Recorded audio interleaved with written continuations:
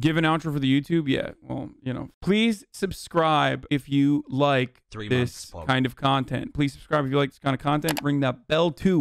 Let's go. All right? Okay, let's watch Ben Shapiro and clashing over the $15 minimum wage debate with Ro Khanna. He represents California's 17th congressional district located in the heart of Silicon Valley. He is serving his third term. I obviously am an opponent of $15 minimum wage. When it comes to the minimum wage, there are a bevy of studies, including Congressional Budget Office studies, suggesting that it depresses employment, that for people who actually receive the minimum wage, of course, they get paid more, but for a lot of other people, it pushes them out of the job market because it is not like businesses actually just have a giant Scrooge McDuck money bank out back, and they're just holding a bunch of cash out there in order to somehow, disadvantage their employees, that there is a labor market in which there are a lot of people willing to work for a particular wage, and that they're paying the labor, essentially what the labor is willing to accept, in order to work at these particular jobs. When you're talking about competitive job markets, especially at the lower end of the wage spectrum, isn't it true that there is a supply and demand issue that actually develops the wage? Or why do you think that it's artificially low, in other words? I have to address something that Ben did here. He went fast and loose immediately with a quick changeover here, okay? One, he says businesses don't have a pool of money to, fuck over the employees. That's literally not true. It's called profits, okay? They absolutely do have a pool of money that they distribute back to their shareholders rather than stakeholders. He didn't want to address that point or continue on with that point, which is why he did a quick flip back to, and also the market rates are what determines what wages are. It's literally not true. When legislation happens, or when a minimum wage increase occurs, or when, let's say, America tomorrow had strong labor unions and there was a collective bargaining agreement that could be stricken, which could be struck with the appropriate business or whatever the fuck. If that were to occur, then you would reconfigure your profit margin. That's it. That's literally what you are supposed to do. But Ben Shapiro, on the other hand, does not want to talk about that, so he immediately goes back to the free market, and that's how the wages are determined. He could be talking about small businesses that are operating on 2 to 5%. Wait, hold on. That's not even true. We're not even talking about that. He said big corporations do not have a gigantic, vast sums of money. So he's literally defending corporations. But for a lot of other people, it pushes them out of the job market because it is not like businesses actually just have a giant Scrooge McDuck money bank out back, and they're just holding a bunch of cash out there in order to somehow, disadvantage their employees, that there is a labor market in which there are a lot of people willing to... See, notice how he went from businesses don't have like gigantic piles of cash that they're just like holding away from their employees. And then he turned around and started talking about the wage prices being determined by the labor market itself in a free market economy. First of all, wrong. They do still have a sum of profits that they could be redistributing back to the workers themselves, is they are creating and generating that value and generating that value on capital that existed within the business and not getting paid a percentage of it. Okay. And two, he follows that up by saying there are people willing to work for a particular wage. And that... Okay, what the fuck does that... How does that matter? What you were talking about originally was that businesses don't have a sum. Businesses can't afford to pay a $15 minimum wage. It's not like they're... As though businesses actually, again, magnanimously decide to pay their workers more when profits increase. That doesn't happen. Your view, as I understand it, is this is a contract between two free individuals. Why is the government, the state, getting involved in trying to set the price? My view is that in certain cases, especially where you have monopsonies, where you have a high concentration in labor markets, there are only a few buyers. It's not a truly competitive market. It's actually a market failure. And so you have a wage that is under the competitive market price. In fact, Milton Friedman in 1976 wrote about this possibility that monopsonies could distort the market wage. Second, and I think this is just a good faith disagreement, you would argue people have genuine bargaining power, and you have this concept of negative freedom, that the state shouldn't interfere. My view is that more of positive freedom, that people actually need basic support to be able to bargain effectively. And I don't think that there's true equal bargaining power often. So there are a couple of issues that I see in some of the stuff that you're saying here, just on the specific level. Obviously, the vast majority of employees at places like Amazon are actually not making the minimum wage. Well, a good question there is, what happened Was it because Amazon's profit margins increased? Well, profit margins increasing have nothing to do with fucking the wages increasing, because that goes against like the free market argument that he was launching originally. Because if you increase wages, that means that your profit margins are going to decrease for the shareholders. It's just how it works. Sorry, that's literally how it fucking works. Amazon did not increase their wages out of nowhere, okay? The reason why Amazon increased their wages is because they were forced to increase their wages. And when you artificially boost the minimum wage, what you actually end up doing is making it harder for people who actually need the minimum wage jobs to get those jobs, because you have artificially created a base in the labor market from which employers are going to draw. So in other words, a $15 wage is the kind of wage that you pay to somebody who graduated from college. It's not typically the kind of wage that you pay for somebody who graduated from high school. So the thing I find to be really distasteful about conservatives arguing about this shit is whenever they say like, well, minimum wage is supposed to be a high school job, or it's too high now. Like $15 is too high. It's like, dog, the fucking minimum wage jobs are not just, you know, supplementary income for high school students, okay? And even if it was supplementary income for high school students, it should at least factor in how much value that they're generating. And they certainly are generating $15 an hour worth of fucking value. Come the fuck on, dude.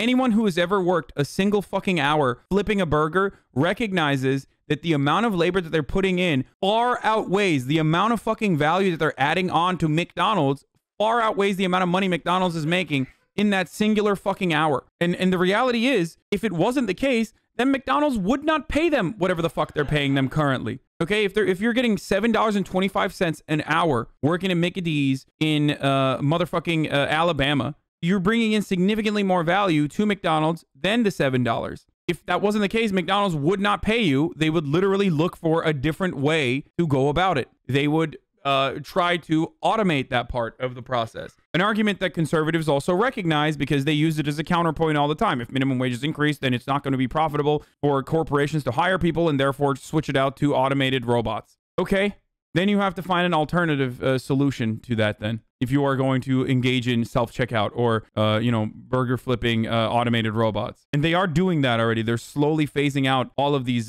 parts of each individual sector is subject to automation. People who went to high school had a much higher employment rate before, and then the minimum wage was increased, and then the unemployment rate among high school educated rose dramatically. It is not racially equal that way, actually. Minimum wage increases have disproportionately hit black and brown people without college degrees, particularly. So why is raising the minimum wage overall a good idea? Here's what I don't understand. Okay, I got to run his argument back. I'm sorry, guys. Artificially boost the minimum wage. What you actually end up doing is making it harder for people who actually need the minimum wage jobs to get those jobs, because you have artificially created a base in the labor market from which employers are going to draw. So in other words... So what is happening here is the argument is like you're increasing the minimum wage to $15 an hour, which somehow still creates a fucking emptiness where there are jobs that are less than $15 an hour, and you're going to push people away to those jobs, or people that would take other jobs for $15 an hour are going to go flip burgers. Like, yeah, dude, I went to college to become an accountant, but I realized that my entry-level accountant job is going to pay me $15 an hour,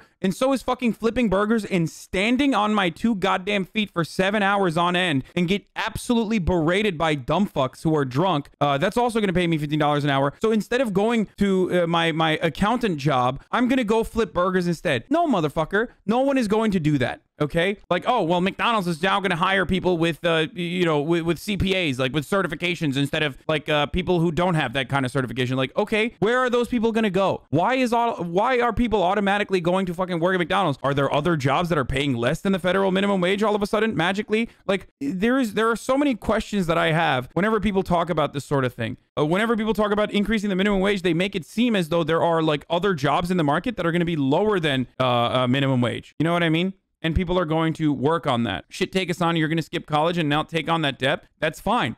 There is an alternative to that. Also, coming from Ben Shapiro, this is really fucking cute. How many goddamn YouTube videos has he created about how college is actually not a necessity and you shouldn't go because it's going to turn you into a gender queer Marxist? Now, all of a sudden, he cares about people going to college? Like, what the fuck are you talking about? He doesn't want people to go to college anyway. Why is this now all of a sudden an argument? And if an educated labor force is more competitive at the international level for the United States of America, then, which I agree, by the way, that's a talking point that I would agree with, that, you know, access to college education affordable college education or free college education is a necessity, that the government should provide that as a basic amenity, as most other fucking comparable OECD nations do, then do something about that separately and individually by making college fucking free. Do you seriously, those two jobs should make the same? No. There are two competing forces in this argument. You have the employers and you have the employees. You have the labor force and you have the owners of the labor force, okay? Increasing the $15 minimum wage automatically allows the labor force to have an upper hand, a marginal upper hand in bargaining power, so that the employers, who also need to be fucking competitive in the wages that they offer, will have to turn around and increase the wages for the other jobs that are in existence. Because now the worker could fucking say, well, okay, I went and got $100,000 in debt, and now I know how to fucking, now I got my certification, I got my Series 7, my Series 66, and you're telling me that I'm going to make the same amount of money as someone who didn't go to college and is now working at McDonald's? Fuck no. Therefore, those people now have to, in order to be competitive, will increase their wages as well. That's why it's the minimum wage and not the fucking maximum wage, okay? But supply side economics is so fucking deeply ingrained in the mind of Americans and like Western capitalists that you literally cannot comprehend a world beyond it where you never think about the other side of the equation. There are two competing factions in this argument, and Ben only argues from the point of view of one side. For the people who constantly talk about inflation, that's why there are fucking checks. That's why there are controls. What is the government there to do? The government should be able to control inflation, okay? My view is that the country would be better off with a higher wage that would help productivity, help the happiness of our employees. I mean, the simple kind of rebuttal to that is if it really improved profitability for businesses to provide higher wages, then they would do it. Meaning you wouldn't need the government to actually step in and force them to do it, being that businesses are profit-driven primarily. It's a fair point. That's if you believe that businesses always are acting in their rational long-term interest. My view is that sometimes businesses are very short-term focused and may not be making the long-term investments. He should fucking hit him back with, you're a libertarian, Ben. Don't you feel like the government operating at the behest of businesses allows them to make risky financial decisions that we've seen time and time again, whether it's like stock buybacks or whether it's not having any fucking liquid, like a barrier of liquidity in a time when they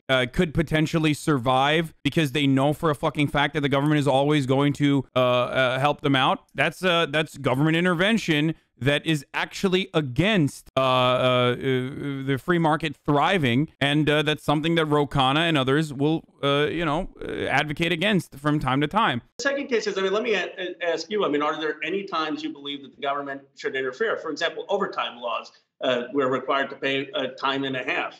Would you support that? There are a lot of times that the state has made regulations to say that this helps the bargaining power and makes for a better labor market. Yeah, and I'm very much against virtually all of that. I'm extremely libertarian when it comes. Yeah, extremely libertarian, my guy. Fucking defending the monarchy yesterday. Extremely libertarian, by the way. He's not extremely libertarian. It's fucking bullshit. Imagine being against overtime pay passed on by the pushed by the government. Ben Shapiro, literally in the past, has argued against the civil rights legislation. Like he literally thought that like any sort of equal opportunity law that goes against segregation would be something that he's against. Also, things that Ben Shapiro is against is abortion, for example. Extremely libertarian literally will make the argument that the government should control what women can and can't do to their bodies.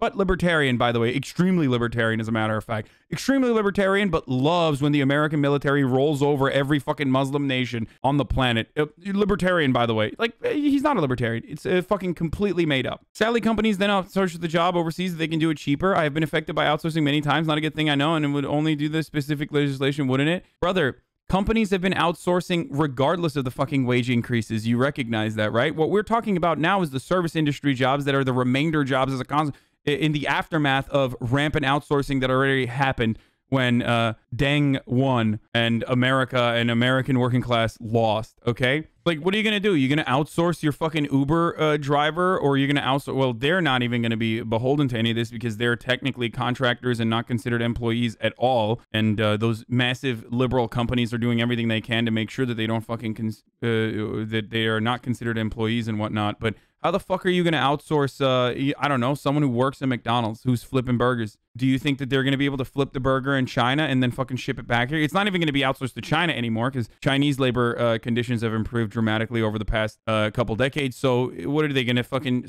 ship it out to Indonesia? Hey, can I get a burger? You're going to walk up to McDonald's. The burger is going to be flipped in Indonesia and fucking flown back out to America? Maybe.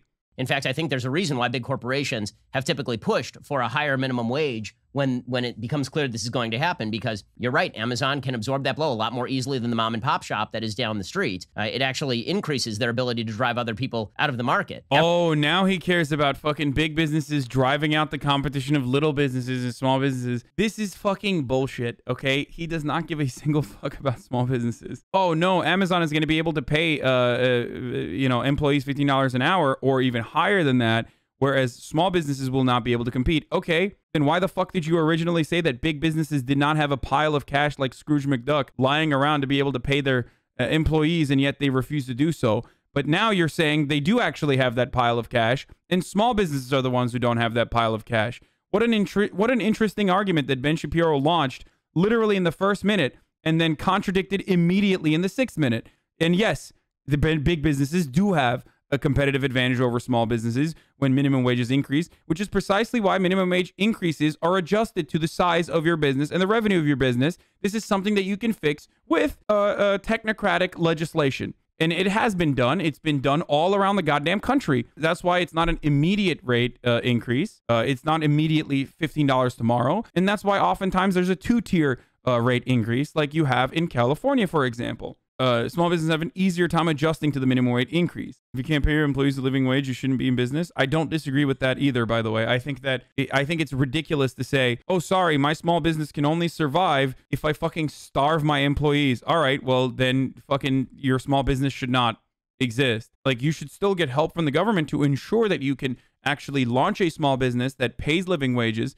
But this notion that, like, the only reason my small business is surviving is because I employ children and skirt by, the lack of child labor practices, or the only reason why my business can survive is because I fucking enslave my labor force, is not an argument that you can use. Ultimately, these sorts of legislative accomplishments seek to make everyone's lives a little bit better. And the hilarious part about this that most people, again, fail to recognize is when small business owners and the millions of people that work within small businesses or work for minimum wages actually get an increase in their pay, as we have seen time and time again, what happens to the lower percentile, the lowest percentile of workers? What happens when they increase their wages or get cash? They fucking spend it, okay?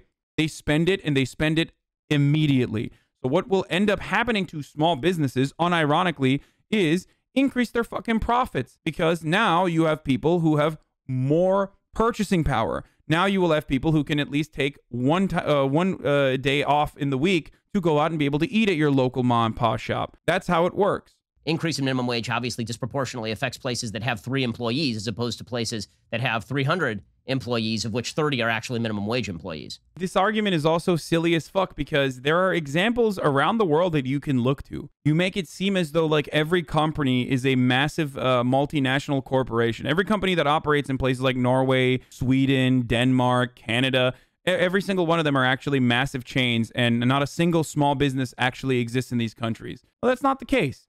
So clearly you can still have fucking small businesses in places like Norway. Also, what about the fucking small businesses currently that pay more than the minimum wage? Like, it's so strange. Like, Ben and other conservatives, whenever they argue against a minimum wage increase, they are literally making an argument for why the minimum wage should be increased. Because the reality is companies will pay you whatever they can fucking get away with, okay? If you have a minimum wage that's set at $7.25, some people are just going to pay you $7.25 and budget according to the $7.25. That's just how it is. They're like, this is what we can pay them minimum. Like, no one is going to fucking increase their wages for no reason other than the fact that someone is forcing them to. And that's precisely how they operate. And that's how they're going to continue operating.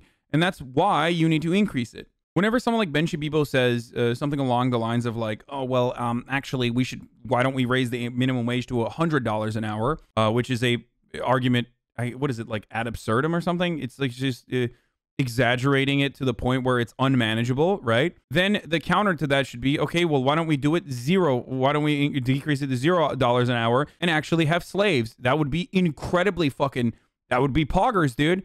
Think about it. That'd be super fucking poggers. That is a great hypothetical. Super poggers. Think about the profit margins for having human trafficking and slavery. I mean, seriously.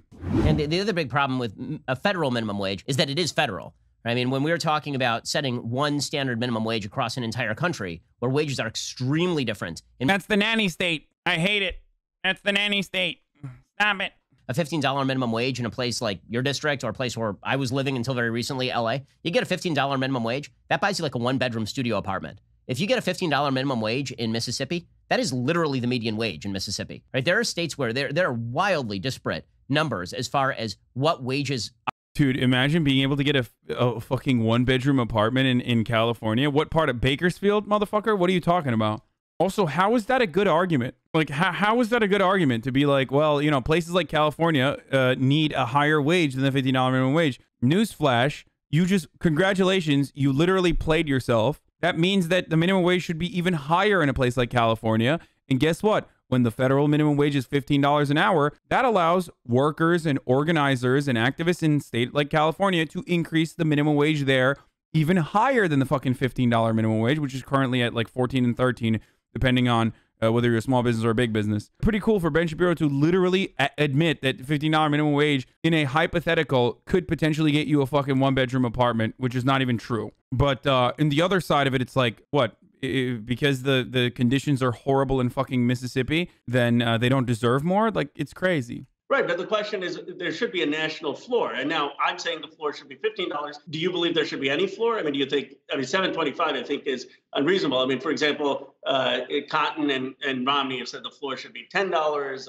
I think Holly is saying it should be $15, but for billion corporations, where would you set the floor? I mean, there is a, I mean, unfortunately, there is a floor, and the floor is zero, and it's going to be felt by 1.4 million people who won't have a job come 2025 if we raise this to $15 minimum wage. Okay, again, that's not 1.4 million people that are going to be out of a job. That's 1.4 million potentially less jobs while simultaneously lifting 4 million people out of poverty. And that is the very conservative estimate. Do you understand? Also, limiting the floor to $0 an hour is, again, slavery. You are advocating for slavery.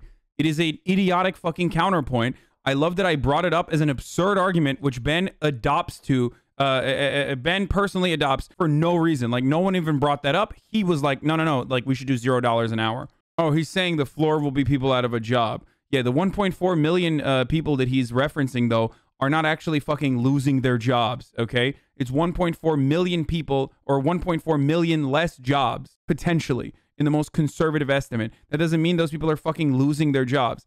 It literally factors in people that have 2 jobs, for example. I have heard him say $0 an hour, though. Let's see if I misunderstood him or not. There is a, I mean, unfortunately, there is a floor, and the floor is zero, and it's going to be felt by 1.4 million people who won't have a job come 2025 if we raise this to $15 minimum. Yeah, because right now with a $7.25 minimum wage, there is no unemployed people. That's not an argument. Like, you can't make the, so what's up? So are there no unemployed people right now at the $7.25? Is that what the argument you're making then? If you're saying that people that lose jobs, the 1.4 million jobs that are lost are not recoverable, not replaceable, and those people are making $0 an hour. So you're currently saying that at $7.25, there are millions and millions of people that literally are making $0 an hour. Therefore, the current minimum wage is also failing people, if you were looking at this in good faith. I guess my question is for you, would you support any national federal minimum wage at any standard? No. I mean, I think free labor is able to bargain. And if you can come up with a case where you have an actual monopoly that is violating labor law